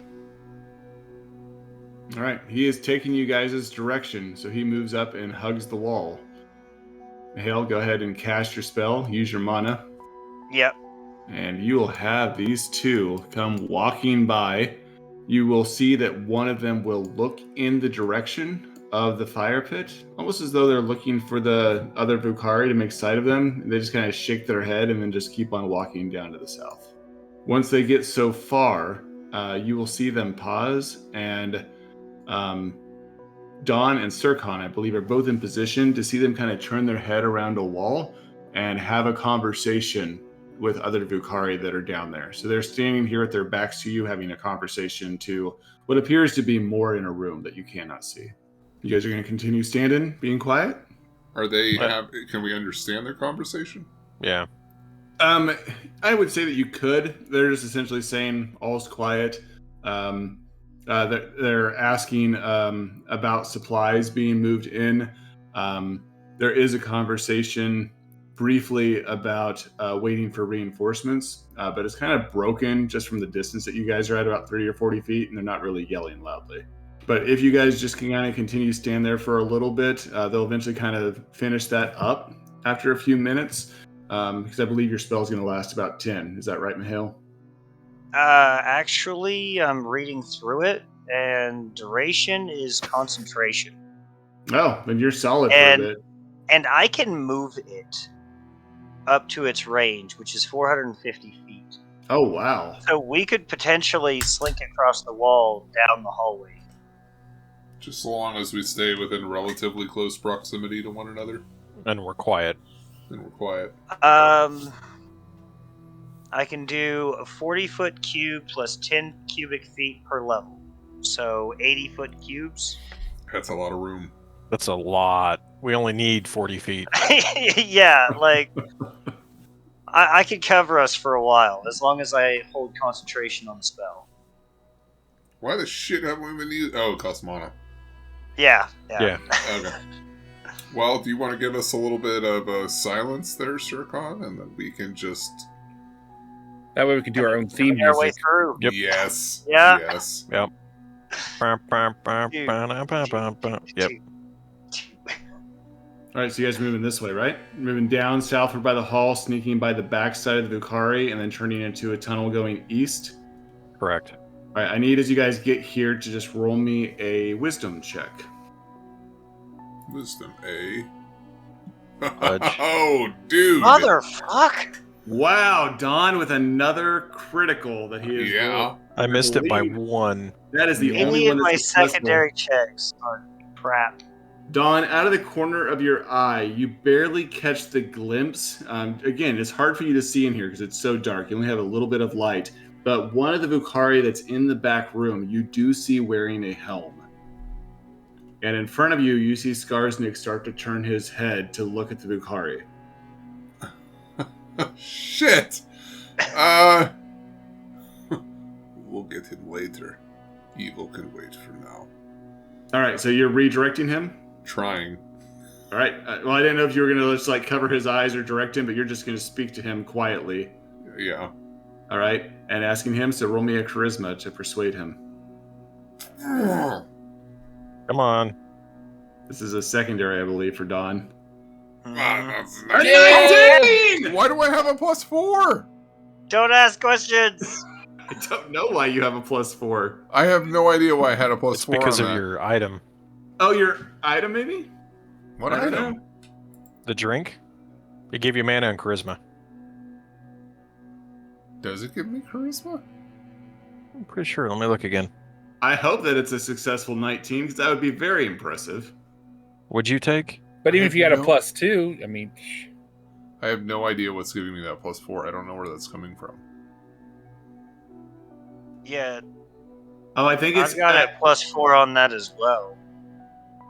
It might be your level. I think when you get a level, you start getting bonuses to it. Yeah, I got a +7. Yep, I bet it's that you hit certain levels in this edition, you get bonuses to it. Yeah, Do we have an you aura are on? successful though, Don, in convincing him that evil can wait another day, and he will just clench his little fists and just like keep storming forward. Oh my goodness. Down the Excellent. hallway. And for the rest of you, as you're coming up here, you see, I mean, these Vucari now at this point are only about 25 feet behind you, and you guys come to what appears to be a dead end. But the Skarsnik, he reaches forward and he just touches the wall, and here you see the wall start to melt away to reveal a cavern on the other side. Okay. So the concern with this is as this wall starts to melt away in front of you, almost like the rock is receding in on itself to give room, the light of the glowing lava on the other side, it starts to seep through the wall to where the Now- Vucari may be. So give you guys a reaction here of how you want to respond to this. Well, I don't think we need to. Does your Because- illusion keep it protected? My illusion is making this like chunk of hallway that we are in just like look like a hallway. Mm-hmm. You know, like a security camera on loop. Mm-hmm. So would the light even pass through that illusion? Well, that's what I'm asking, is just to see whether or not it would. So you're keeping the illusion essentially as a dark hallway as you're moving on and moving it with you? Pretty much, yeah. Like it's just looking the same as it always does. All right. So give me a little bit more here with this illusion just before we move into this next area here, Mihail. You had it initially on front of you guys that was showing the lava area empty behind you and the clearness of like that hallway that had a lava piece. You were able to shift and change the illusion as you're moving down the hallway to make it appear to be a black hallway around you. And now you're stepping into this other area that has lava around it. Is this a bubble of an illusion around you that you guys are moving within, or is it a wall that you're moving to like change the scenery for people looking at it? It's like a bubble as it's moving around us. Okay. And we're outside the bubble. Right? The illusion is the hallway just a little bit smaller. So that we aren't seen. And then when we move into the actual room, I don't think I'll move the illusion with us. I'll probably leave that in the hallway. Okay, so you're keeping it behind you to block off from the Vucari behind you being able to see you move into the room. Yes. As far as from that side, it should still look like just a dead end. Okay. Okay. And assuming that's fine, once everyone is on the other side, are we wanting Skarbnik to put the wall back up? If I want to do anything else while we're in here, I have to drop that illusion. That's what I was thinking. So we put the wall back up so that you can drop the illusion so that you have freedom to do other stuff. That's what I was thinking. Okay. I don't know. Maybe you should keep it up, keep holding it. I mean, you haven't been able to hit worth crap, so.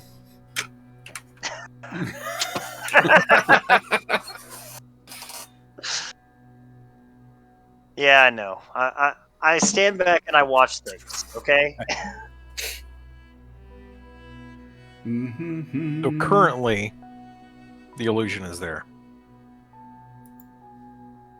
I think as we all filter into the next room, yes. Oh, I didn't move myself. I think I moved someone else, maybe. All right, so is somebody hurrying to tell him to put the wall back up? Yes, I was about to say, can I have him put the wall up now? I'm going to ask him. Okay, bring the wall back up. You all move in. You ask him to put the wall back up, which he is quickly able to do. But this is going to take him out of this first round here, as you guys recognize that across the way there are several of his kind, the 𝐃𝐨𝐧'𝐭, that are trapped behind a wall, and nearby is a three-headed dragon that is moving down across the lava. somewhat shocked at the wall that suddenly just disappeared in his cavern, and you guys stepped through that space. Cool. So we are rolling initiative as this 6-foot, 3-headed red dragon comes moving towards you, slithering across the ground with its 4 legs, pulling it forward across the lava. As it comes across that first piece where it was sitting at, essentially staying warm, you notice the lava itself did not impact it at all. All right, and we have no problem seeing this coming right at us, yeah? No, not at all. No. It seems like there's a lot of light coming off of the lava around the room. Mm-hmm. Yeah, this is a pretty bright area where this dragon is at. And I believe with those rolls, that is going to put Dawn up first with your initiative roll, Dawn, as you see this dragon coming your way. What is the nature of the wall that is keeping the other 𝐾𝐨𝐬𝐞? It looks like they themselves have put it up to protect themselves from the dragon. Okay, so they probably wouldn't appreciate me taking it down. Probably not, no. But it looks similar to the one that was just removed and put back into place by this one. Gotcha. Okay. In fact, as you look around the room, it looks like the dragon itself was trapped in here by the 𝐾𝐨𝐬𝐞, and then they trapped themselves into a wall. I see. Well, Yeah, good for them. They put up walls all the way around it so it couldn't get out. Okay. I will go ahead and move a little bit closer to them. I'll move 15 feet so that I can still cast a spell. And I'm going to go ahead. I think I'm going to use stone magic. And similar to what I did with the initial dragon that we fought, I'm going to try and trap the dragon by grabbing, using the stone underneath its feet to reach up and grab its claws and try and hold it in place to keep it from advancing. Okay. So I don't remember exactly what the save was that it needed to do that before. I believe it is a strength save that the dragon was rolling, because it How much critically mana are you missed spending on last that? time. Yeah, that's what happened. Greg was asking how much mana you're spending. I think I'm only going to spend 2 mana on this. Oh, it is not successful with the dragon. Oh. Really? Yeah, you reach Really? that stone to grab its feet, and it just like breaks it away and just keeps coming forward. Oh. Oh, I misunderstood that. That's not what it sounded like you We're said. We're it not sounded like- successful on the dragon. I'm sorry, your stone was not successful in holding the dragon. That's what I Gotcha. thought based on the roll, but then what you said didn't sound like what that Yeah. meant. So I that was- understand really- that type of Okay. I'm Yeah. sorry. Cool. No, you're fine. Okay, no, that's fine. Okay. All right. Moving. Sycamore, I believe that is Eretmir up next. all right. And so what's like a distance for that? If I were to do the action to just kind of go crazy and run really far, or is it just like one time for a rest, or One time One of battle. encounter. One time of Okay. battle. And so you can get up there. You have enough room to run all the way up there and jump and swing at it. all right? So Aramir's just gonna take off, do a little skip over this lava river there, sprint up here to the dragon, and then he's gonna lift up his axe and hope that he doesn't look bad in front of his friends. And so, Oh, and a nope, he's miss gonna miss. with his first swing. Yeah, Oh, Eretmir. this is probably bad. It is. You're the only one up there with a dragon with 3 fire breaths. Hmm. I already cast spell, so I can't try and cast a reaction spell to protect him, can I? No. Okay. All right. Here's the first breath weapon. Hopefully, the oil he uses for his beard isn't flammable. Can I cast a reaction? What do you want to cast? I'm wanting to cast Shield of Faith. Something along those lines. A protective barrier on Fire him. shield. Yeah. Give me some details with this. Tell me what you're doing here. So Sircon. Sircon's just wanting to reach out, use sacred magic to protect Eretmir from the incoming blast, Mhm. and either negate some of that damage or give him advantage on those rolls, something along those lines. Okay. Yeah, I'm thinking you're going to be in that first column there, so you could either save him damage for a d6, 2d4, or 2d12, depending on how much mana you want to cast, plus so many plus for your caster level. So you're a 4th level caster. Yeah, 4th level caster. So like at the top level for 4 mana, you could give him 2d12 plus 8 of protection against damage coming in.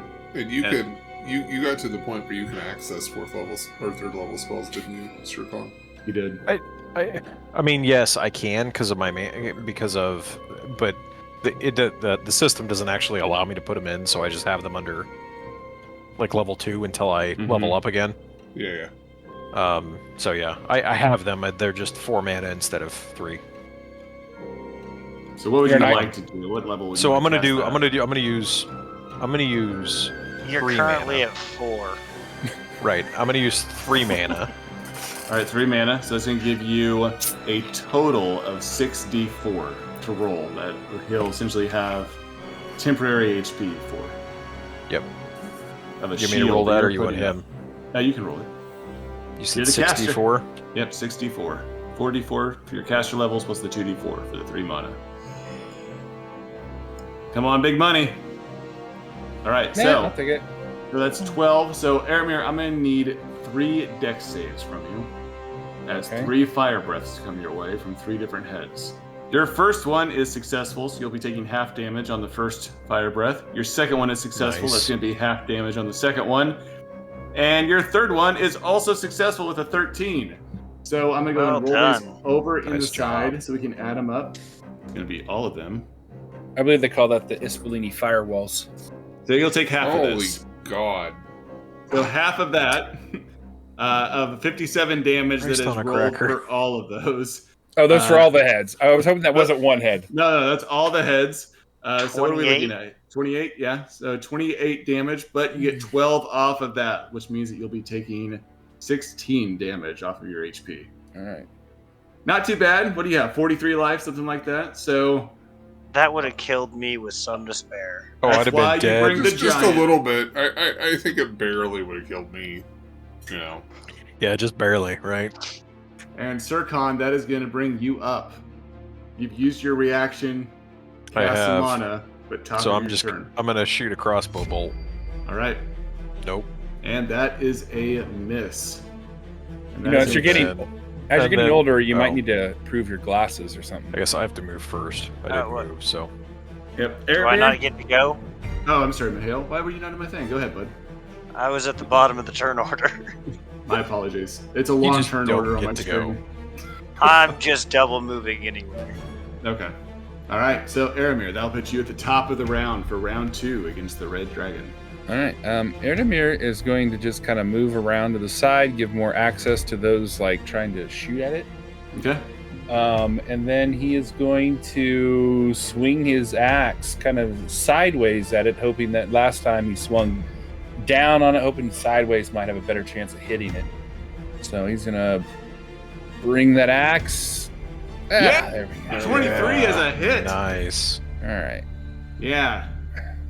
Brings that axe down at a nice angle and does 14 damage to the Red Dragon. Excellent. Wow. Dawn, you're up. All right. I'm going to try and form a stone spike directly underneath its soft inner core and just have it pierce straight up through its body. God, you're evil. Yeah, I am. Well, Look, I'll put my helmet on real quick. Don't tell my helmet on. Yeah, don't tell my new friend that. And I will go ahead and use 3 mana, so that should be 6d4 for half.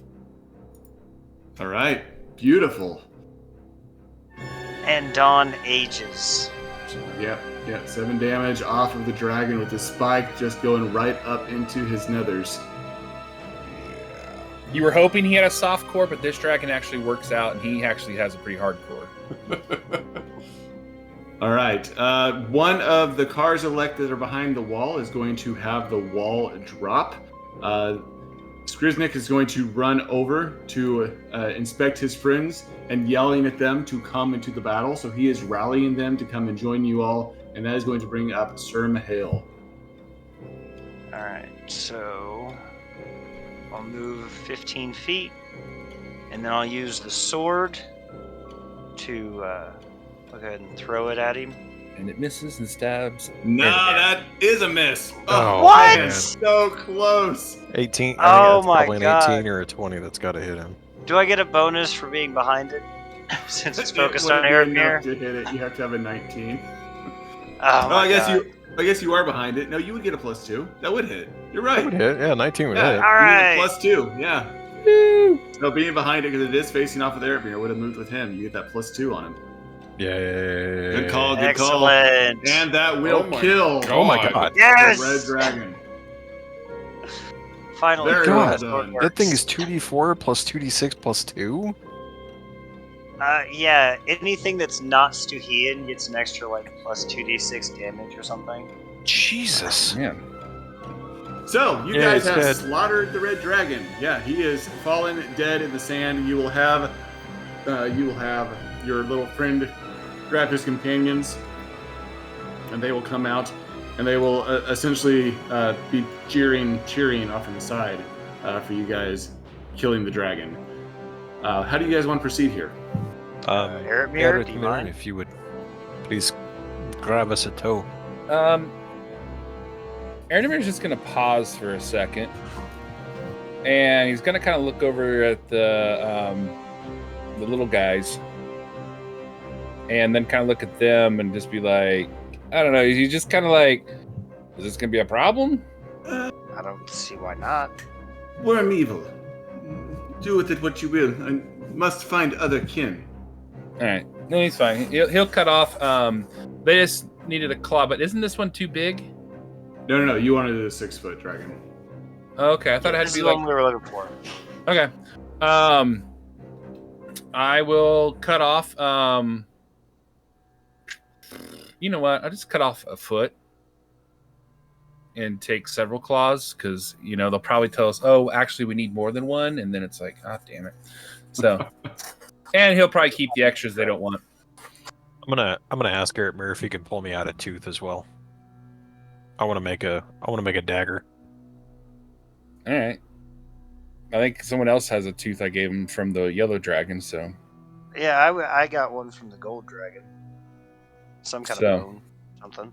Yeah, it was a tooth. Because Aramir took a tooth too. Okay, so he'll get you a tooth and be like, anybody else want one? Want something? I'm good. All right, so you guys are going to take some time to chop off the foot. Skarbnik and the other 𝐥𝐤𝐤 are going to stand over on the side. They're going to be just chatting amongst themselves. And eventually Skarbnik will look to you all and say, me and kin must go find others. Thank you for help. Be safe. All right. Good luck. How you want to leave? He's Oh, like, crap. right now all the walls are up on all sides. Are you wanting him to take down the wall on the one side? Can he just give us a hole out of here? No, the wall's too thick of the mountain. Even with all of them? Yeah. Like they can remove like 10 foot of wall, but you have like 80 feet of wall between you and the surface. Mihail, do you have it in you to provide us some cover on the way out? It's either that or we're using more magic in order to defeat the Vukari, wherever they are. Do we need to take care of the other Vukari and find out what they're here for? This might be a... Well, I think we know what they're here for. Well, But I it mean, but also this might be a reduces- force that's against us later. Right. And I'm- If we reduce their numbers now, we don't have to fight them later. I'm not against that, but remember there's a larger red dragon here. True. Yeah, I'd rather not deal with that unless we have some backup. I would much prefer cause a cave-in at the mouth of the cave than let the little rock people figure their way out. I'll turn back to Skarbnik. Is your home within this mountain? Or do you need to leave here? It is not in here. We'd have to leave, but we find our way. When you leave, will you collapse the entrance and trap the evil ones inside? Collapse Oh, the whole cave system? Oh, yes. We crush all evil inside. Sounds many- like a plan. People do you have left? Just 2 more. Being guarded by another dragon. You know how big that dragon is? He's gonna point at the other one that's on the ground. And just keep pointing at that one. That size. Do you know where that dragon is, along with your companions? And he will reach down and touch the floor, and he kind of points off through the walls up to the northeast. So Through probably tunnel. Through Which tunnel. is the dragon that I had seen. the Yeah. one that was like 100 feet away. Mm-hmm. Well, I'm just Gentlemen. thinking that our magic, or your magic, I should say, probably can't bring like the whole cave down. But if we could get all of them out and they're able to bring the whole cave down, even if it does wake up the big one, it might take a while to get out, and we can get out of here. No magic. No, we do no magic. I know you're not not magic. Your power. Your speak with the stone. We blessed by Svarog, the god of fire and wisdom. He teaches us how to speak to the rock. Svarog is the Interesting. high Their god. their speak is stronger than their magic. Sure. I believe we should leave. I do not think we need to be sticking around here any longer. I agree. If we spend, it would take too much to reach their kin. We no need you. Thank you for help. Travel safely. Travel in the light of fire. You do the same. Travel in the light of fire. Best of luck with your kid. And with that, they will move towards the northern wall. You guys will see it shift away, and the 4 of them will scurry off through the They stone. remove the other wall for us. Oh, yeah, they'll move that one for you if you need to. Sorry. You're on we- your own. I know. Are we illusioning our way out then, Mahale? Yeah, I can illusion us out. Okay. It can be smaller this time if that makes a difference. I don't think Just it's a little bit. I don't think it matters. Same amount of mana. Yeah. And I'll use more sky magic and make us aid us in being quiet. All right, very good. I don't think we have to play through the rest of that. You guys aren't going to have any issues like getting out of the rest of the cavern and moving past the Bukhari using your magic to do so. Just make sure that you have it ranked up. All right, well, with that, you all are going to have no issues moving back to 𝐸𝐸𝐸𝐸 to deliver the claw to the Carrion Council and let them know that you have retrieved that. There's still, of course, the investigation that is taking place with the Surtur Gabriel as he's looking into things. He'll probably be ready to talk on that more during next session.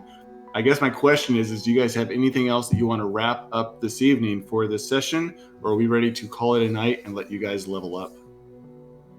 I just want to confirm that we stayed and watched the cave in. Oh, yeah.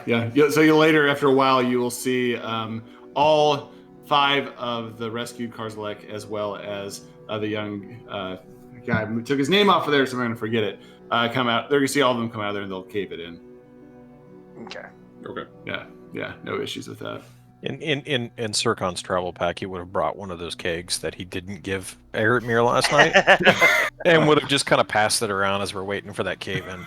Oh, yeah. Awesome. Erdemir would have pulled out some bottles of wine too, because he has those. I thought we were going to give it to the dwarves. No. Nah. I had anything to give them, I'd give it. Then, damn it. Introduce alcohol to the dwarves for the first time. This is the historic moment of it taking Yeah. place. That's great. Sircon's not doing that. Nah. Let's see. Yeah, so I think that will wrap us up for the night. You guys will be able to go back, turn in that item, and then we'll start next session with seeing what exactly is going on with Nemeth that is missing, and see how that is going to unravel in the city. How difficult would it be for Sircon to get a dagger made out of that dragon's tooth?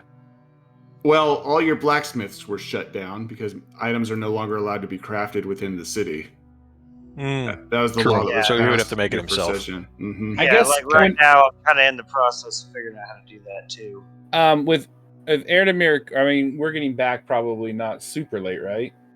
No, it'd be probably 4, 5-ish. All right. I mean, Erdemir, like, try to start carving one. I don't know how we have to do for this thing, but... Oh, and by the way, you will find your sash if you want to wear it in your inventory with its ability. Okay. All right.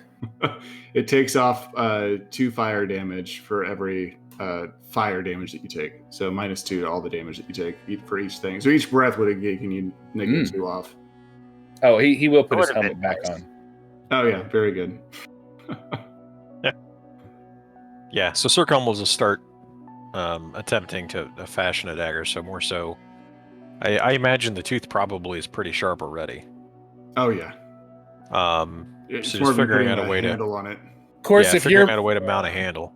if you're fashioning that, does that count as that it becomes powerful or something? This is the concern, is that you, by crafting a dagger, it will have a magical property to it that can have both positive and negative impact to it. Or you can have If Erdemir you let us it. do that, I want to do it. Does *𝐸 know that? He You probably all Yes. know that. That's why it was made Yeah, we all illegal know by that. the Archon, and he said that you guys were no longer allowed to make weapons, and that's why they had Erdemir bring in all the axes. That's I was what your trying to job figure out was, how to keep track actually of that do shit. it. That's true, it was. Your job was to keep track of that because it's super illegal now to make weapons. Super illegal. I guess Super. that's Hale was totally up to fine you. to craft a cursed weapon. You guys are the worst lawful evil characters ever. Breaking the law, breaking the Ma- law. It's the law of the Ending family. the law. Strength I mean, and survival. Erdemir isn't. I offered to make something, so... Yeah, I'm bending the law.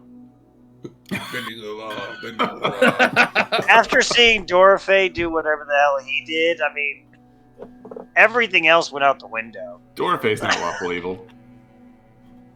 So, 𝐸 gonna take that knife and Dorfe.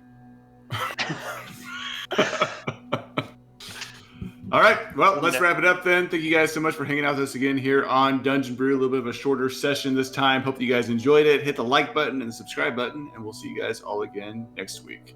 In the realm of 𝐸𝐤𝐼, nestled within the expansive tapestry of thrice 9 lands, the Gilded Age is coming to an end.